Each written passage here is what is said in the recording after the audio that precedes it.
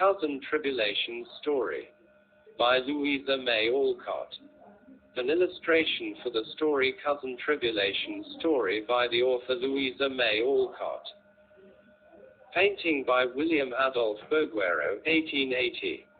Dear Marys, as a subject appropriate to the season, I want to tell you about a New Year's breakfast which I had when I was a little girl. What do you think it was? A slice of dry bread and an apple. This is how it happened, and it is a true story, every word. As we came down to breakfast that morning, with very shiny faces and spandy clean aprons, we found Father alone in the dining room. Happy New Year, Papa. Where is Mother? We cried. A little boy came begging and said they were starving at home, so your mother went to see and here she is. As Papa spoke, in came Mama, looking very cold, rather sad, and very much excited. Children, don't begin till you hear what I have to say, she cried, and we sat staring at her, with the breakfast untouched before us. Not far away from here lies a poor woman with a little newborn baby. 6 children are huddled into one bed to keep from freezing, for they have no fire. There is nothing to eat over there, and the oldest boy came here to tell me they were starving this bitter cold day. My little girls, will you give them your breakfast as a New Year's gift? We sat silent a minute and looked at the nice hot porridge, creamy milk, and good bread and butter, for we were brought up like English children and never drank tea or coffee, or ate anything but porridge for our breakfast. I wish we'd eaten it up, thought I, for I was rather a selfish child, and very hungry. I'm so glad you come before we began, said Nan, cheerfully. May I go and help carry it to the poor, little children?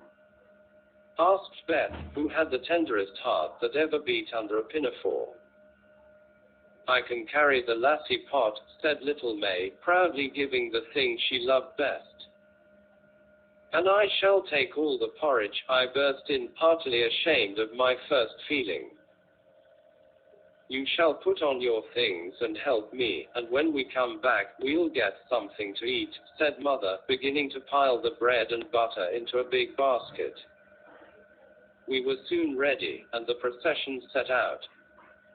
First, Papa, with a basket of wood on one arm and coal on the other, Mama next, with a bundle of warm things and the teapot, Nan and I carried a pail of hot porridge between us, and each a pitcher of milk. Beth brought some cold meat made of lassie pot, and her old hood and boots, and Betsy, the girl, brought up the rear with a bag of potatoes and some meal. Fortunately it was early, and we went along back streets, so few people saw us, and no one laughed at the funny party. What a poor, bare, miserable place it was, to be sure, broken windows, no fire, ragged clothes, wailing baby, sick mother, and a pile of pale, hungry children cuddled under one quilt, trying to keep warm. How the big eyes stared and the blue lips smiled as we came in. Ah, mein Gott! It is the good angels that come to us, cried the poor woman, with tears of joy. Funny angels, in woolen hoods and red mittens, said I, and they all laughed. Then we fell to work, and in 15 minutes, it really did seem as if fairies had been at work there. Papa made a splendid fire in the old fireplace and stopped up the broken window with his own hat and coat. Mama set the shivering children round the fire, and wrapped the poor woman in warm things. Betsy and the rest of us spread the table, and fed the starving little ones. Das ist Gutter. Oh, nice.